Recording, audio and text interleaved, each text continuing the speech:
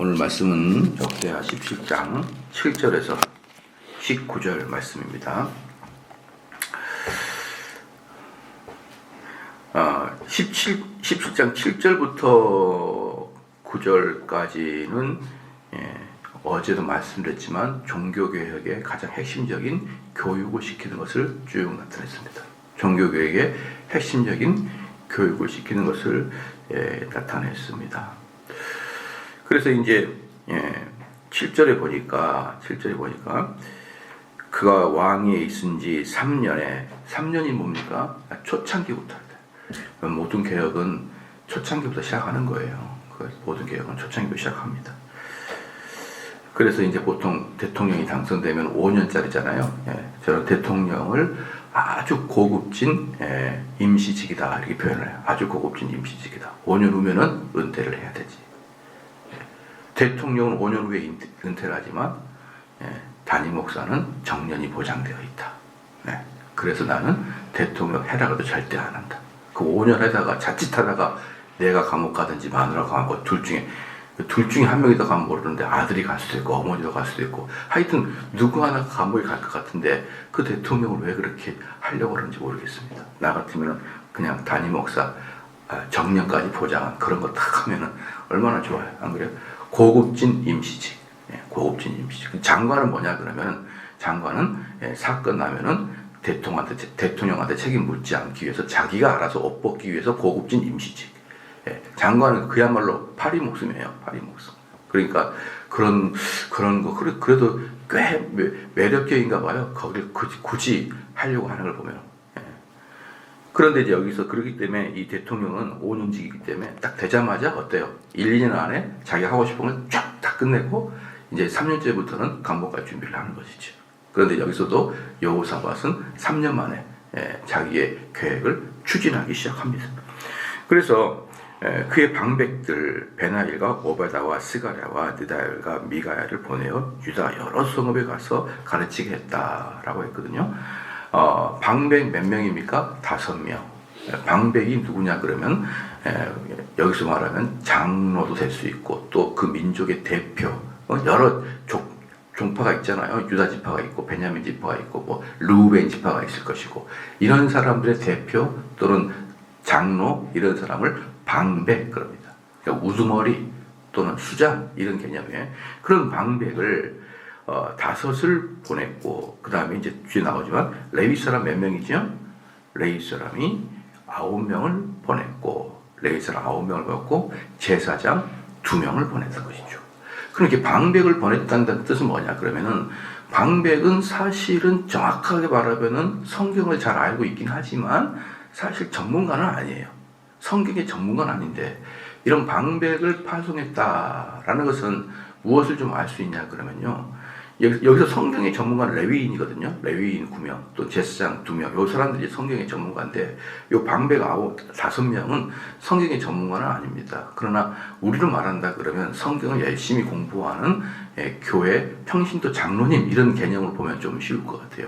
그럼 그런 사람들은 레위인 같은 경우는 목사님 그런 분가 될 것 같고 방백들은 장로님 이렇게 될 수가 있습니다. 뭐 우리 교회랑 딱 비슷한 건 아니지만 어쨌든 그런 개념 본다 그러면 여기는 방백이 어떤 종교적인 장로가 아니라 그 수장이니까 그 성의 수장, 그 족파의 수장이니까 그럼 이 사람들 뭡니까? 성경의 가르침과 동시에 규율과 규범까지 다 새로 가르치기 위해서 그런 거예요. 성경을 가르칠 뿐 아니라 어떻게 살아야 될 것인가, 무엇을 하면 안 되는가 이런 것까지 다 이제 가르쳐 주기 위해서 이렇게 방백들을 파송하고 그 다음에는 레위 지파, 레위인 9명, 제사장 2명 이렇게 해서 성경을 또 본질적으로 가리키고 이렇게 되는 거거든요. 그래서 우리는 종교개혁을 일으킬 때 외적인 것도 다 수정을 해야 되는 것이죠. 외적인 것도 수정해야 됩니다. 예를 들어서 제가 여러분한테 한번 물어볼게요. 우리 종교개혁을 일으킬 때요, 신학 또는 교리만 수정한 게 아니에요. 당연히 그게 시작이지만 그러나 예배 형태까지 또 교회의 모습에 교회의 어떤 형태까지를 싹 다 바꾸는 거예요. 싹 다 바꾼 것이죠.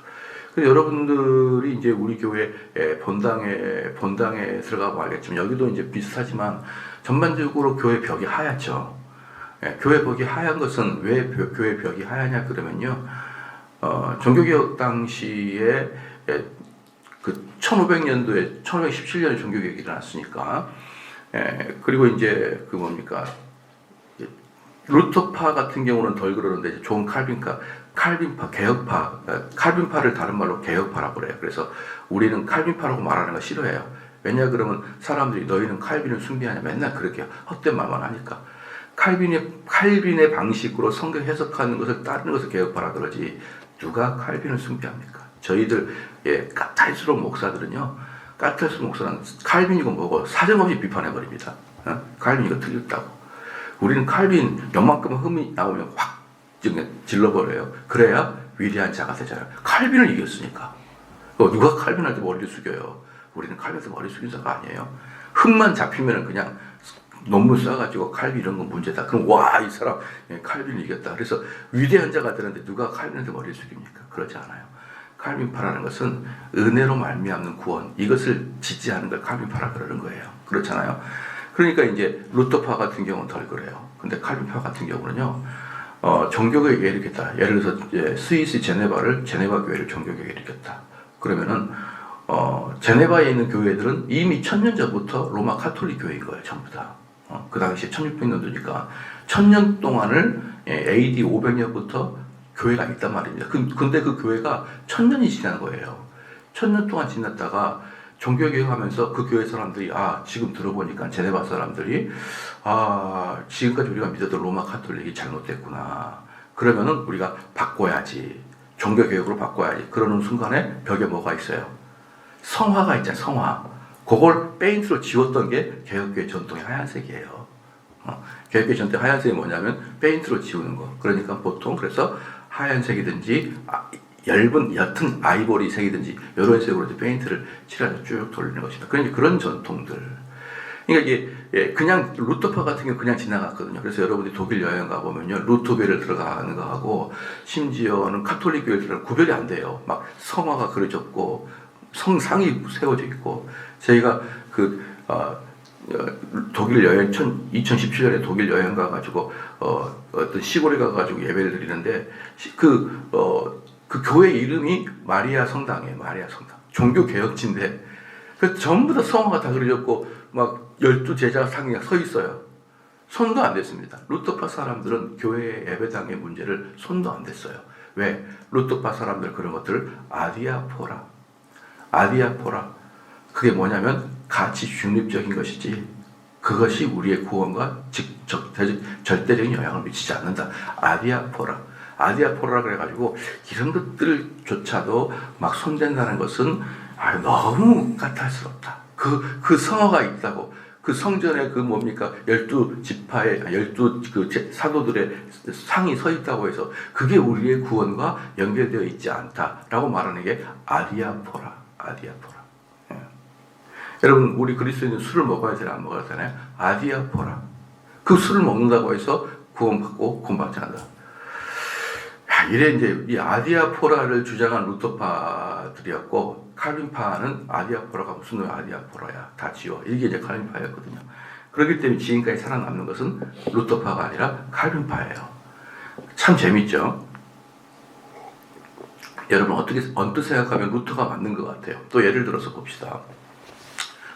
그러니까 지금 제가 여러분한테 이걸 설명하는 것은 뭐냐 그러면, 과연 우리가 종교개혁을 일으킬 때, 단지 교리와 신학만 바꿔도 되느냐, 아니면 싹 바꿔야 되느냐, 이 문제입니다.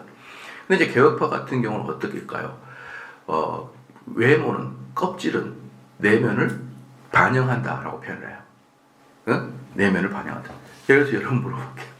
교회에 어떤 자매가 조금만 움직이면 속옷이 보일 만큼 짧은 치마를 교회에 입고 왔어요.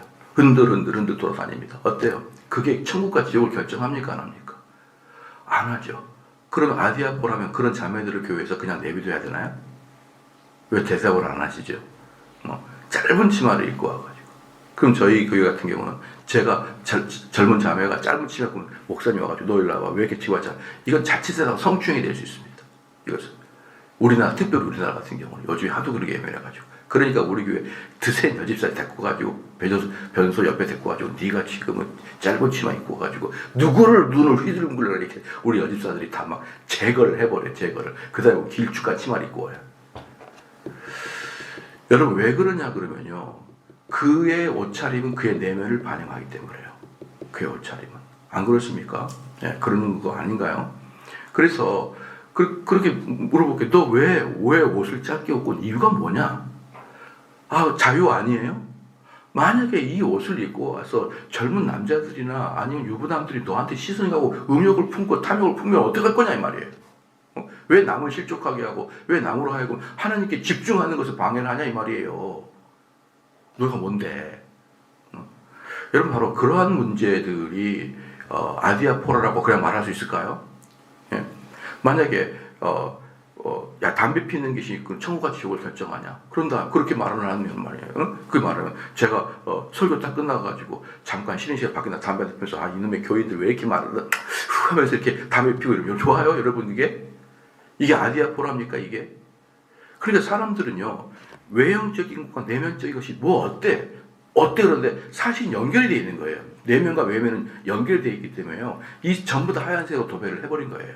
도배를 해가지고 이런 식의 우리가 보는 형태와 우리가 보는 내면을 같이 하려고 하는 것이 종교개혁이었단 말이에요. 여러분 이해가 되셨죠? 그러니까 함부로 아디아포라를 외치면 안 돼요. 그러면 잘 모르겠으면 어떻게 합니까? 잘 모르겠으면 교회에서 지시하는 대로 살면 되는 거예요. 자매들은 교회 올 때 치마를 좀 길게 입고 와라. 그럼 입고 오면 되는 것이지. 굳이 난 자유의 표현이 있어 막 해서 짧은 치마를 입고 온다든지. 교회 올 때 말이에요. 뭐 남자들이 머리를 치렁치렁 귀걸이 차고 온다든지. 이게 말이 됩니까 이게? 그런 거 안 된다. 그럼 목회자도 마찬가지예요. 어떤 사람들은 목사라는 위치에 있는데 내가 뭘 입고 다니는 어때? 내가 뭔 말 하고 어때? 목사는 목사의 또 기준이 있는 거예요. 아무거나 파괴하고 막 그러는 게 아닌 것입니다, 여러분. 그래서 저는 우리 한국 교회가 얼마나 이제 한국 교회가 아니라 한국 사람들이 얼마나 이런 얄팍한 어떤 뭐라 그럴까요? 철학을 갖고 있는지 제가 말씀드릴게요. 얄팍한 철학을 갖고 있는 이유가 뭐예요? 말씀드릴게요. 여러분 교회 좀 오래 다닌 사람들 한 30년, 40년 전부터 교회 다닌 사람 한번 생각해봐요. 그때 모든 교회에서 다 설교자 가운을 입고 있었죠. 한번 생각을 해보시라고요. 근데 단 몇 년 만에 설교자 가운을 입은 사람을 찾아볼 수가 없어요. 제가 늘상 말씀드리지만 저는 설교자 가운을 입은 첫 번째 이유가 뭐냐면 니네들이 안 입어서예요. 만약에 많은 교회에서 성직자 가운을 입고 교회 목사의 가운을 입으면요 저는 가운 벗었을 거예요. 왜? 니네들이 입었으니까요. 근데 저는 성직자 가운을 설교자 가운이죠. 성직자 가운이 아니라. 왜? 성직자 가운은 평상시에 입고 다니니까 성직자 가운이지만 저는 설교할 때만 입으니까. 저는 그렇게 하는 이유가 너희들이 너무 천박하다는 거예요. 언제부터 이렇게 한국 교회가 전부 다 가운을 다 벗어 던지고 양복만 입고 올라갔나요? 한번 잘 생각해 보시면 여러분 어릴 때는 안 그랬다니까요. 거의 다 대부분. 그래서 저는 설교자 가운을 입고 안 입고의 문제를 보다는 좀 생각을 가지고 철학을 가지고 너만의 생각을 가지고 살아갈 수 없냐 이거예요. 깊은 철학을. 그냥 남들이 싹 다 벗어버리니까 다 벗어버려. 여러분 미국에서요 또는 서양에서 제일 설교자 가운을 벗는 이유를 뭐라고 들죠? 권위적이지 않게 보이게 해서요. 권위적으로 보이지 않기 위해서. 근데 여러분 생각을 해보십시오. 대학을 4년제를 나왔어요. 그 다음에 신학대학원 3년제야. 그렇잖아요. 그 다음에 목사 고시를 봐요. 그 다음에 1년 후에 목사가 되는 거거든요. 이 과정은 어떤 과정과 똑같아요. 4년제를 나왔어요. 그 다음에 메디컬 스쿨 들어가요. 의과대학원. 3년제를 나왔어요. 의사고시를 보고 의사가 돼요. 여러분 과정이 똑같죠. 4년제를 나왔어요. 로스쿨을 들어가요. 3년 동안 로스쿨에서 공부하다가 변호사 학교에서 변호사 되죠. 이게 세 개가 목사들의 시험, 목사들의 과정과 변호사 과정, 그 다음에 의사 과정 세 개가 똑같습니다. 왜 그럴까요?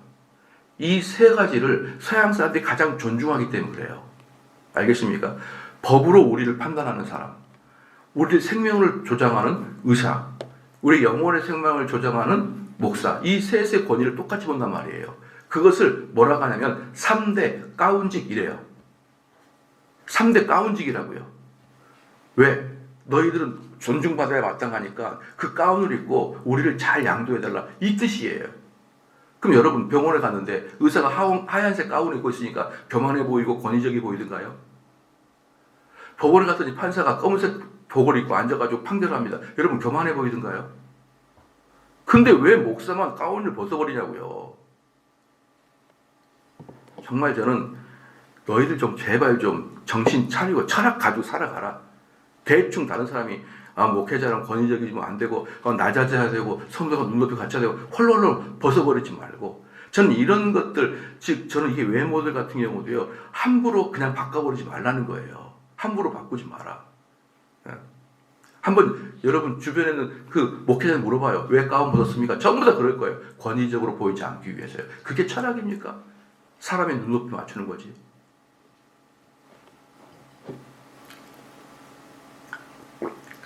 만약에 거의 대부분이 가운을 입었다면 저는 가운을 벗을 거예요.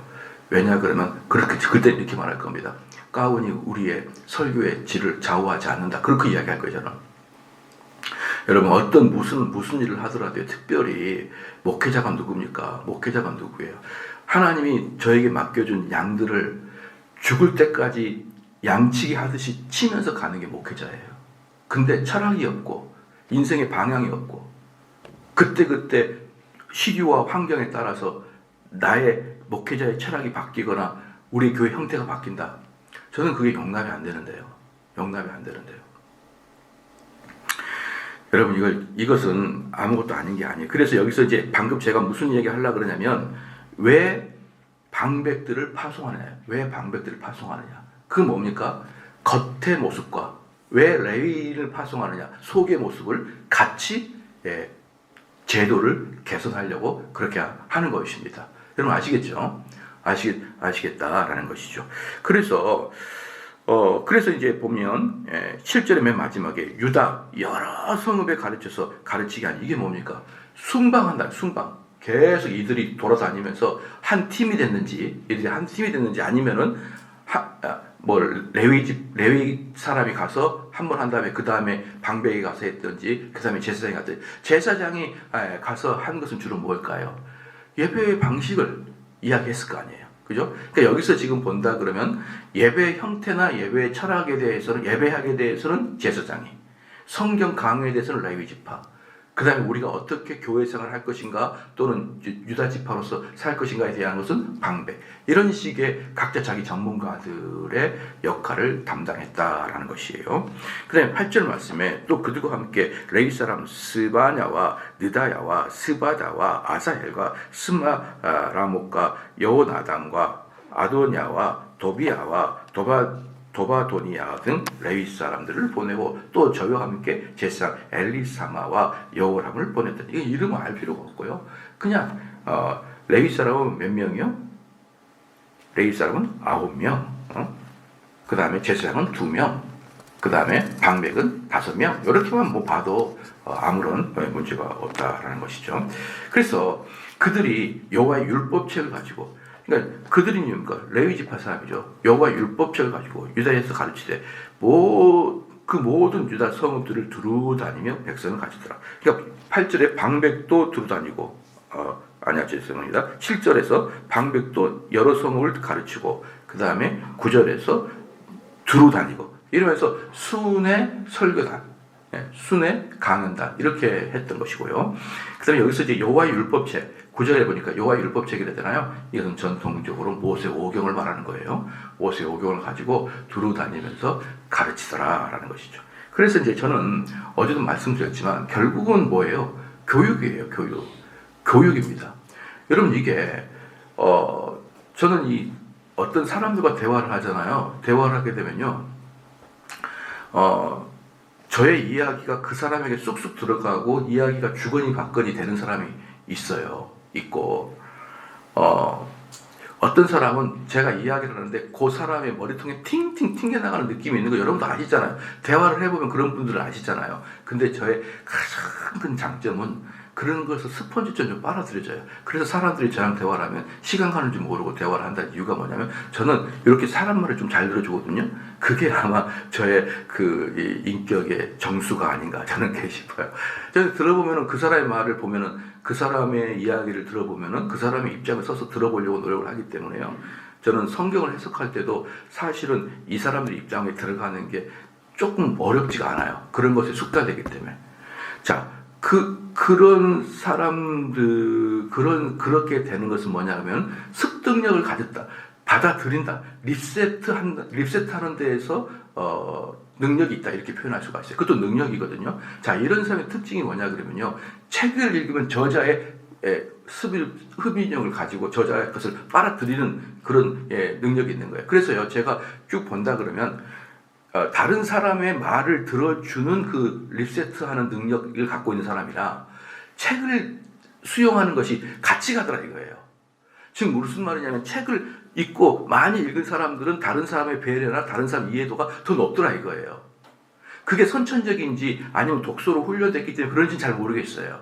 그런데 대충 보면은 책을 읽은 사람들은 다른 사람들의 이야기를 흡수하려고 하는 것들이 좀 비례해서 성장하더라 이 말이에요. 근데 그럴 것 같죠. 근데 그 남들의 이야기를 잘 듣지 않는 사람들은요, 책을 잘 못 읽어요. 그러면 다른 말로 뭔 줄 알아요? 책을 안 읽는 사람들은요, 거의 괴물입니다. 괴물이에요. 자기 신념에 따라서 그냥 직진해버리는 거예요. 남이야 듣든 말든 남이야 그렇게 여러분 근데 한번 생각해봐요. 배우자가 여러분 벽을 보고 대화를 나누는 것 같은 그런 배우자라고 생각해봐요. 우리 남편이 그러는데 그렇게 생각하지 마요. 그렇게 생각하고 있는 것 같은데 한편 여러분의 남편이 뭔 말을 해도 직진하는 그런 괴물 같은 사람을 생각해봐요. 어떻게 삽니까 그 인간하고? 들어주고 자기 아내, 자기 남편의 위치에서 이해를 해주려고 그러지.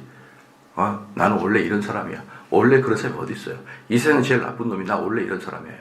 고쳐야죠. 변화돼야 되죠. 변화되어 새 사람이 돼야 되죠. 그런데 저희 교회도 가만히 보면요. 책 읽지 않은 사람이 제일 골치 아픕니다. 얼마나 고집불통인지 몰라요. 얼마나 고집불통인지 몰라요.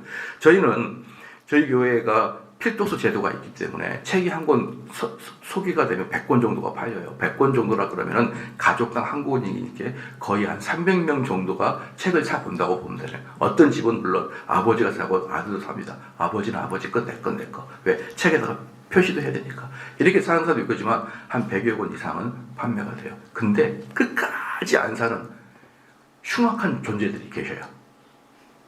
네, 그런 사람도 내가 속으로 다 압니다. 누가 우리 옛날에 누가 노래를 잘하나, 누가 잘하나, 그런 것들이 누가 책을 안 잘하는 걸 제가 잘 알아요. 저는 그런 사람들 일단 저는 이미 마음에서 접어놨어요. 그 사람은 안 돼요. 그 사람은 저는 말 안 해요. 그 사람하고. 왜? 정대웅 같은 고퀄리티를 그 양반한테 단 1분이나 써요. 쓰지 않습니다. 책 읽으라는 게 얼마나 좋은 말이에요. 어릴 때부터 선생님이 책 읽으라고 했잖아요. 그리고 책값이 또 얼마나 비싸요. 여러분 점심 한 끼 안 먹고 살 수 있는 그 정도의 책값으로 영의 양식, 지식의 양식을 쌓아 읽으라 그래도 절대로 안 읽으면 뭔 쓸모가 있는 존재입니까? 여러분 그게. 근데 제가 왜 그 양반들하고 대화를 안 하냐면요. 대부분 벽차원과 같이 자기 말만 되풀이하고 10년 전에 교회 처마가지고 했던 말을 지금도 똑같이 되풀이하고 앉아있어요. 일절 진보도 없이, 일절 사고의 진보도 없이, 일절 영혼의 진보도 없이 똑같은 말 되풀이하고 앉아있는 거예요. 그런데 이 고퀄리티를 그 양반한테 1분을 쓰기가 아깝지 않겠습니까? 얼마든지 많은 사람이 변화가 되려고 하고 얼마든지 많은 사람이 깨닫기를 원하는 그런 사람들 지천에 깔려있는데 끝까지 자기 고집 부리면서 자기가 살던 대로 살아가려고 하는 사람들을 정대웅 목사가 단 1분을 왜 만나줍니까? 그런 사람들을. 여러분 이해가 되시죠? 그게 바로 7절, 8절, 9절의 말이에요. 그들의 내면을 바꾸기 위해서 교육시키고 그들의 내면을 바꾸기 위해서 모세 오경을 가지고 훈련시키고 그들의 내면을 변화시키고 그 과정이 종교교육의 핵심이라고요. 그 과정이. 그래서 여러분 성도들 가만히 보면요. 저는 정말 어떤 이야기 들었냐면요. 목사님 정말 감사합니다. 정말 감사합니다. 그런 사람 정말 많거든요.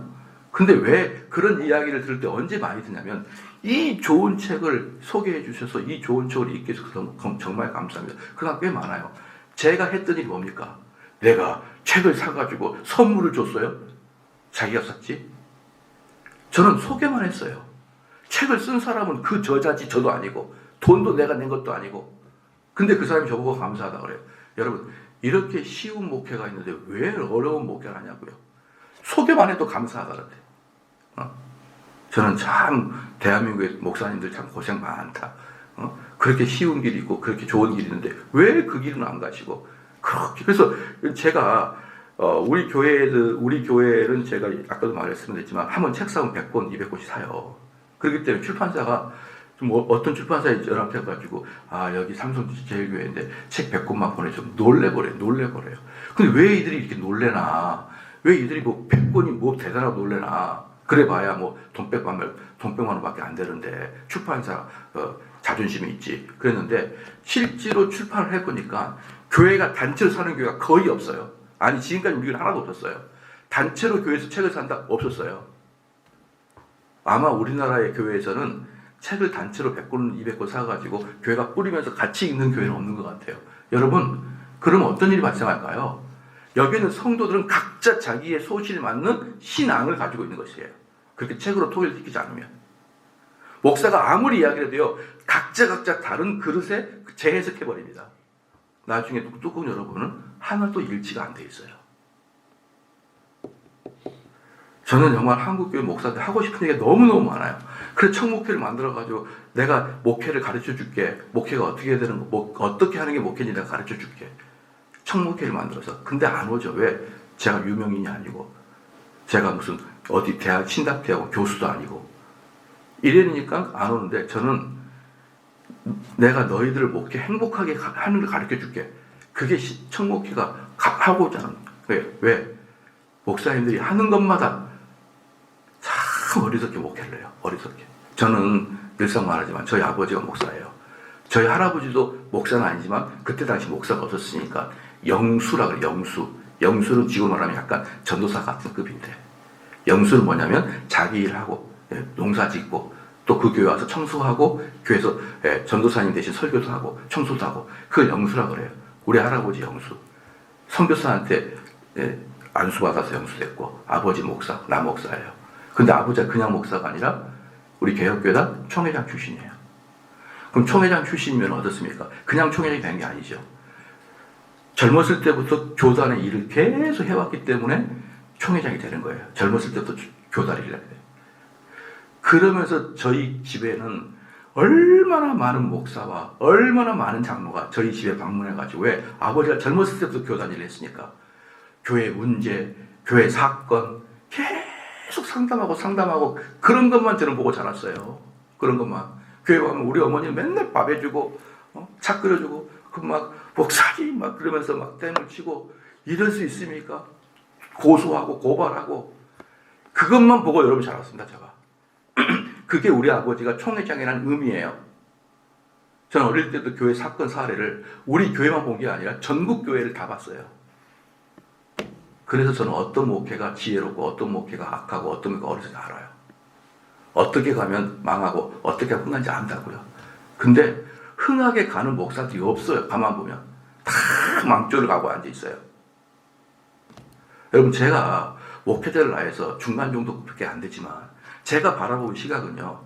은퇴하는 목사가 더 지혜롭습니다. 왜? 저는 수천 명의 목회자들의 데이터가 있거든요.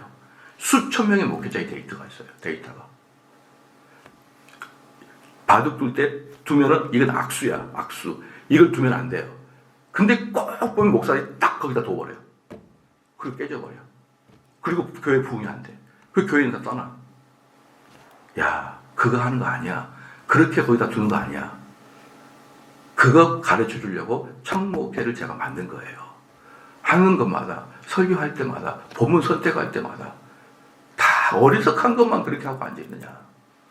여러분 이게 무슨 힘입니까? 이게 바로 종교개혁의 힘이었던 거예요. 내면을 변화시키고 외면까지 같이 변화시키고 그리고 이들이 경험, 레위지파, 그 다음에 제사장 방백들 이런 경험들을 가지고 새롭게 뒤집어 버리는 것이 바로 종교개혁이다. 이런 이해가 되시죠? 자, 이게 바로 여호사밧에게는 가장 올바랐던 거였다. 바로 이것을 했기 때문에 여호사밧이 누구 다음으로 솔로몬 다음으로 강성대국을 일으켰던 것입니다. 10절 말씀에 여호와께서 유다 사방의 모든 나라에 두려움을 주사 여호사밧과 싸우지 못하게 하시네. 여기 보시면요, 주변 사람들이 유다 지파를 두려워하는 거예요. 주변 사람들이 여호사밧이 너무 잘하니까 저 사람하고 저 사람에게 하나님이 함께 하신다는 것을 많은 주변 국가가 알아버린 거예요. 왜? 하는 것마다 너무 잘 되니까. 그러니까 아예 싸울 엄두가 못 내는 거예요. 가뜩이나 여호와라는 신이 이 고대 근동에서는 두려움의 존재였거든요. 왜 두려움의 존재였습니까? 그 최고 강대국은 애굽에서 탈출해 버렸잖아요. 최고 강대 애굽에서 탈출했죠. 그리고 쓸어오면서 사막에 있던 수많은 가나안 지파들을 멸족시켜 버렸잖아요. 그러니까 원래부터 이들은 여호와에 대한 공포심이 있는 거예요. 그런데 남과 북이 딱 나눠지면서 지지멸멸한 그런 나라가 되니까 그때는 막 사람들이 공격하는데 갑자기 또 유다 지파가 강성 대국이 되니까 사람들이 놀래. 또 여호와의 신이 또 흥분하고 부흥했냐 이러면서. 그래서 주변 사람들이 뭡니까? 놀래가지고 여호사밧과는 싸울 엄두를 못 내게 하나님께서 그렇게 도구 주셨다. 11절에 심지어 블레셋 사람들 중에서 여호사밧에게 예물을 드리고, 블레셋이라는 나라는요, 블레셋이라는 나라는 5개의 도시국가가 연합돼서 만든 게 블레셋이에요. 그런데 그럼 그 5개 연합국들이 어떤 거냐 그러면요, 유나이티드인데 지금 미국은 유나이티드는 중앙적 정권을 갖고 있지만, 중앙 집권을 갖고 있지만, 당시에는 그냥 도시들이 있다가 전쟁 나면 연합하는 정도가 블레셋입니다. 각자 자치예요, 자치. 자치를 하다가 전쟁 나면 연합하는 거예요. 그런데 그렇기 때문에 사실은 어떻게 보면 오합지졸이 될 수도 있고, 어떻게 보면 강성일 수가 있어요. 왜냐하면 블레셋은 해변을 지배하고 있었기 때문에요. 해변을 지배하는 곳은 항상 뭐가 많아요? 돈이 많고, 그 다음에 기술이 발전되고 해변을 지배하는 거잖아요. 그렇기 때문에 블레셋은 항상 강성국이었어요. 근데 그 중에 어떤 나라, 유다랑 가까이 붙어 있는 블레셋들은요, 유다가 또 성장하니까 또 바짝 긴장을 하기 시작하는 거예요. 그러면서 조공을 바치는 거예요. 조공을 바치더라 이 말이에요. 11절에 블레셋 사람들 중에서 여호와사밧에게 예물을 드리며 은으로 조공을 바쳤고, 아라비아 사람, 이 아라비아 사람 누굽니까? 지금의 사우디아라비아 계열이에요. 지금은 사우디아라비아가 큰 나라지만 그 당시에는 유목민족들이 많았겠죠.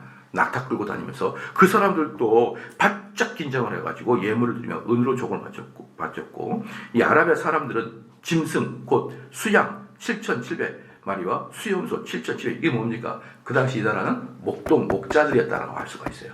그러니까 그 당시 아라비아 사람들은 목자로서 수양과 수염소를 바쳤고, 블레셋 사람들은 돈이 많으니까 은과 금으로 바쳤고, 이러면서 막 조공을 막 바치는 거예요. 조공을. 솔로몬 때도 어땠습니까? 위아래로 조공을 바치죠. 위아래로. 그러니까 그냥 돈이 막 쑥쑥 들어오는 거예요. 쑥쑥 들어오는 겁니다. 그래서 여호사밧이 점점 강대하여 유다의 견고한 요새와 국고성을 건축하여, 여호사밧이 점점 강대해지고 유다의 견고한 요새, 국고성을 건축하니까 점점 어떠세요? 건축도 활발하게 되고, 적이 쳐들어오지 못하도록 뭡니까? 사각지대 같은 데다가 성을 확실하게 증축시키고 건축시켜가지고 적이 감히 쳐들어오지 못하도록 그렇게 요새화시켰다라는 것이죠. 저는 교회가 돈이 많아야 되냐, 저는 당연히 교회가 돈이 많아야 된다고 생각합니다. 왜냐 그러면 교회가 돈이 많으면은 돈이 문제가 아니죠. 그것을 어떻게 쓰느냐가 문제죠. 어떻게 쓰냐가 문제인데, 저는 제가 여러분들께 좀 말씀드리고 싶은 뭐냐면요, 어제 우리 전사님이 저한테 어떤 분이 전화 와가지고 이 동네에서 삼성제일교회가 참 인식이 좋답니다. 삼성제일교회가 인식이 참 좋답니다. 그런 이야기를 들었어요. 저희가 10년 동안 열심히 달려왔어요. 열심히 달려왔는데요, 제가 그것도 목회자들에게 비밀을 갖고 싶어요. 저희 교회는요, 10년 동안 동사무소에나 구청에 구호 물품을 한 번도 보낸 적 없습니다. 단 한 번도 보낸 적이 없어요. 쌀한톨 보낸 적이 없고, 사랑의 성미 나눈 적도 없습니다. 모든 헌금은 우리 교회에서 자체적으로 다 소비했어요. 어떻게? 물론 우리가 빚이 있어서 갚긴 했지만, 출판사 같은 거, 또 만약에 한다면 교회에 가난한 자를 도와야죠. 교회 가난한 자를 도와야 돼요. 이 교회 헌금을 바깥 사람을 돕는 게 아니에요. 교회 헌금은 교회 가난한 자를 돕는 거예요. 여러분들 그 사도행전 봐봐요. 사도행전 보면 교회에 어떤 사람이 있었습니까? 헬라파 과부와 히브리파 과부가 있었어요. 그 사람들이 도움의 대상이에요. 그 사람들이. 아니 예루살렘에 있는 그 예루살렘 교회가 언제 애굽 사람 돕는 거 봤냐고요. 예루살렘 교회가 블레셋 사람 돕는 거 봤냐고요, 여러분. 항상 교회는 교회 안에 가난한 자를 돕는 거예요. 왜 하나님께 드리는 엄청난 고귀한 이 헌금을 저 불신자들, 하나님 향하여 대적하는 자들을 돕냐 이거예요. 왜 그럴까요? 저는 10년 동안 한 번도 그렇게 쌀을 주거나 돈을 구청에 줘서 이 지역에 가난한 사람은 주십시오라고 하지 않았습니다. 그런데 10년 지나고 보십시오. 우리 교회가 건강하대. 나는 이 동네에다 해준 게 없는데. 교회는 은과 금 나 없어도 내게 있는 건 내게 주니 곧 나사렛 예수 이름으로 일어나 걸으라. 사람들은 교회에 쌀과 금과 은을 기대하지 않아요. 우리는 그런 걸 줄 자격도 없고 그런 권리도 없고 의무도 없어요. 우리는 복음을 전해야 돼요. 그럼 그 돈으로 뭐 해야 될까요? 출판해야죠. 그 돈으로 뭐 할까요? 선교해야죠. 그 돈으로 뭐 할까요? 교회 가난한 자를 도와야죠. 그렇게 성경대로 하십시오. 그럼 동네가 칭찬할 거예요.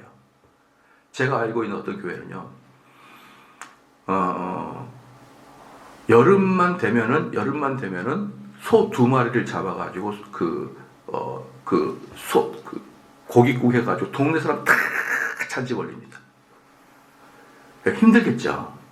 2마리 잡아서 그 해가지고 동네 사람 다 힘들잖아요. 힘들다 보면은 이게 교회가 본질적인 일을 안 하면은 항상 사단 나게 돼 있어요. 힘드니까 교회가 싸웠어요. 분란이 생겼어요. 그래서 이 동네 사람이 전부 다 저 교회는 싸움 난 교회야. 자기들한테 10수년을 고깃국을 꼭 해줬던 그 교회한테 저 교회는 싸움 난 교회야. 아주 소문이 안 좋아요. 누가 요즘에 21세기에 2022년 9월 지금 속국 하나 얻어먹고 감사하고 좋았어요. 어디 있어요? 지금 무슨 6.25 145 때 시대인가요? 보릿고개 시대인가? 아니 그 소고기국 못 먹어가지고 힘든 사람이 어딨냐고요. 돈 10,000원만 주면 사 먹을 수가 있는데. 근데 그거 사역하느라고 교회가 힘이 들고 사람들이 서로 봉사한다 안 한다 네가 해라 내가 한다 그래가지고 싸움꾼이 돼버린 거예요. 제가 얼마 전에도 언젠가에도 여기서 개척하는 교회 목사님이 와가지고 저한테 인사하러 왔었는데요. 자기는 헌금이 얼마 나오지 않지만 그 헌금을 가지고 가난한 사람 도운다 그랬어요. 그래서 내가 그랬어요. 그 헌금 네 아들 학원이나 보내. 그리고 이 동네에서 네가 제일 가난해. 제발 좀 다른 가난한 사람 돕지 말고 네가 써. 목사님 그럴 수가 있네. 정말 왜 그 돈으로 가난한 학생을 도와? 네 아들이 더 가난한데. 여러분 한국교회 정신 차리십시오. 왜 헌금을 불신자에게 씁니까? 헌금은 원래부터 예루살렘 교회 안에 있는 가난한 자를 위해서 쓰도록 돼. 그 가난한 자는 동네 가난한 자가 아니라 교회 안에 있는 가난한 자예요. 교회 안에 가난한 자. 그러니까 자꾸 그것도 내가 가르쳐 주겠다는 거예요. 목회자들한테. 그렇게 돈 쓰지 마라. 차라리 그 돈 모아가지고 교회 건축하도록 건축원금을 해가지고 건축하게 되면 어제도 말씀드렸지만 월세 안 나고 얼마나 행복합니까? 그런 참 정이 없는 분이구나 그런 눈빛으로 저를 보면 안 되는 거예요. 그 정 찾다가 여러분 정말 큰일 납니다. 그 비성경적이잖아요. 또 하나 제가 물어볼게요. 어떤 교회는요 이런 교회가 있습니다. 나는 기득권을 내려놓고 6년마다 한 번씩 재신임 투표를 받겠다는 거예요. 재신임 투표를 받겠다는 거예요. 그러면은 여러분 성경에 목회자, 사역자가 재신임 투표 받으라고 어디 써 있습니까? 예? 재신임 투표 받으라는 목회자가 어디 있어요, 여기에? 정말 저는 끔찍합니다. 이 나라에 어리숙한 목사들이 그냥 객기 또는 자기 의로움을 통하여 성경에 없는 일들을 계속해 나가는 거예요. 목사 제12배가 성경 어디에 있고 이 기독교 2000년 역사상 언제 있었습니까? 지금이나 그런 객기가 일어나죠. 그래서 제가 말씀드리고 싶은 건 뭐냐면은 교회는 뭔가를 새롭게 시작할 때 철저하게 이게 신학적인지 아닌지를 다시 검증하고 시작해야 되지. 나는 기독교 내려놓을 거야. 나는 그렇게 욕심 없어. 이런 인간적인 관점으로 뭔가를 계획하지 말아라. 교회에서는 가난한 사람을 돕는구나. 난 가난한 도와야. 그렇게 막 하지 마라. 교회에서의 가난한 사람. 첫 번째가, 물론 넘쳐난다 그러면은 동네 사람까지 도울 수 있겠지만, 진짜 우리의 관심사는 교회 안에 있는 가난한 사람들은 왜 외면하냐 이거예요. 외면하냐. 그들은 일평생 헌금하고 일평생 교회 헌신했던 사람이에요. 그래서 나이가 들고 나중에 실직이 되고 돈이 없어요. 그럼 도움도 좀 받아야죠, 교회에서. 근데 왜 그 사람 돈을 빼다가 저 믿지 않는 사람에게 가난을 주면서 쌀 주면서 크리스마스 되면 그 쌀을 주고 난리를 부리냐고요. 여러분 그렇게 해도요 세상 사람들 교회에 감사하지 않습니다. 왜? 교회가 죽어서 그게 아니니까.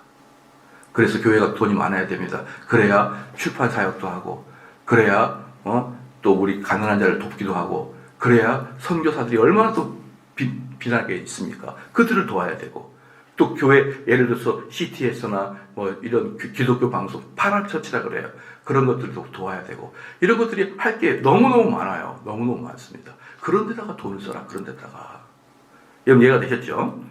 그 다음에 12절에 여호사밧이 점점 강대하여 유다의 견고한 요새가 곳곳을 건축하여 유다 여러 성에 공사를 많이 하고 또 예루살렘에게 크게 용맹스러운 군사들이 되었으니 군사의 수요와 그들의 족속들을 이러하니 유다에 속한 천부장 중에 천부장 아드나가 으뜸이 되며, 그러니까 유다 지파의 천부장 3명, 베냐민 지파의 천부장 2명이에요.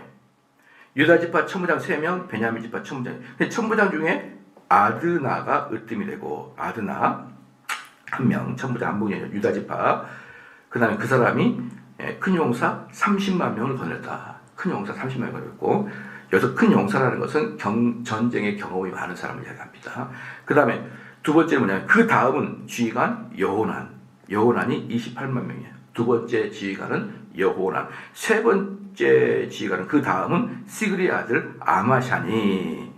여기서 이제 세 번째입니다. 그는 자기를 여호와께 즐거이 드린 자라 큰 용사 20만 명을 거느렸고 여기까지가 이제 유다 지파 3명의 장수 천부장이 최고의 장수예요. 그 다음에 17절에 베냐민에 속한 자 중에 큰 용사 엘리아다는 활과 방패를 잡은 자 20만 명을 베냐민 지파 첫 번째 천부장은 엘리아다입니다. 그 다음은 여호사밧이라 싸움을 준비한 자 18만 명을 그러니까 여기서 베냐민 지파의 장수가 2명인데 첫 번째 엘리아다는 활과 방패를 잡았다는 것이죠. 그럼 이 사람은 뭘까요? 궁수야, 궁수. 궁수는 어떻습니까? 후방에서 쏴버리는 것이죠. 그럼 유다 지파는 뭘까요? 대체적으로 보병입니다. 보병이 유다 지파고 베냐민 지파가 궁수였고 그 다음에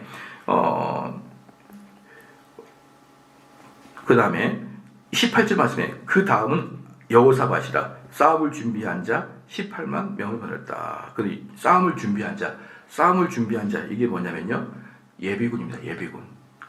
예비군이에요. 그 다음에 이는 다 왕을 모시는 자요.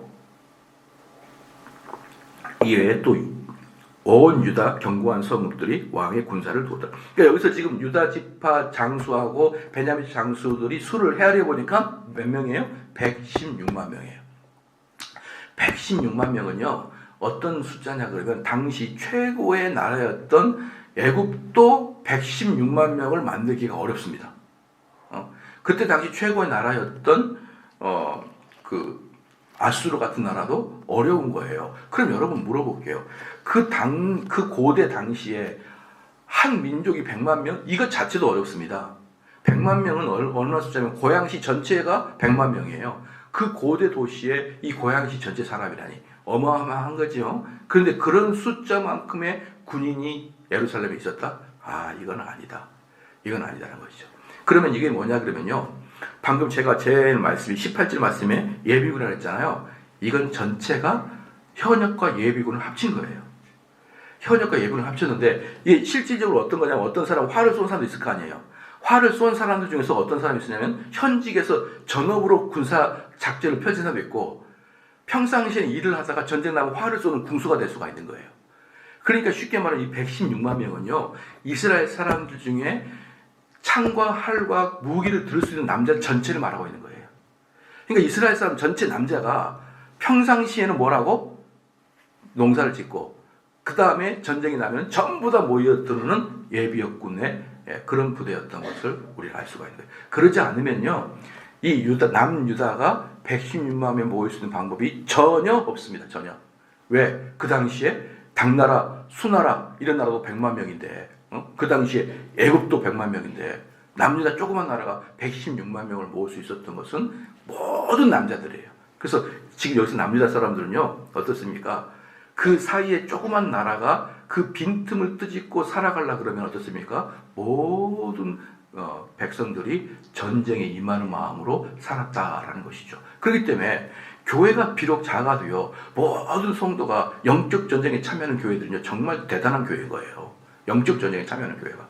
바로 그러한 것이 강성대국이 되는 원리이다. 그래서 여러분도 각자 교회에서 생활할 때 어때요? 그냥 유람선 타듯이 교회에서 뭔가를 얻어내고 교회에서 뭔가를 풍요로움 얻고 그렇게 하지 말아요. 교회와 함께 싸움을 추진하는 그런 여러분 성도가 되어야 될 것입니다. 기도하시겠습니다. 되어야 될 것입니다. 기도하시겠습니다. 되어야 될 것입니다. 기도하시겠습니다. 되어야 될 것입니다. 기도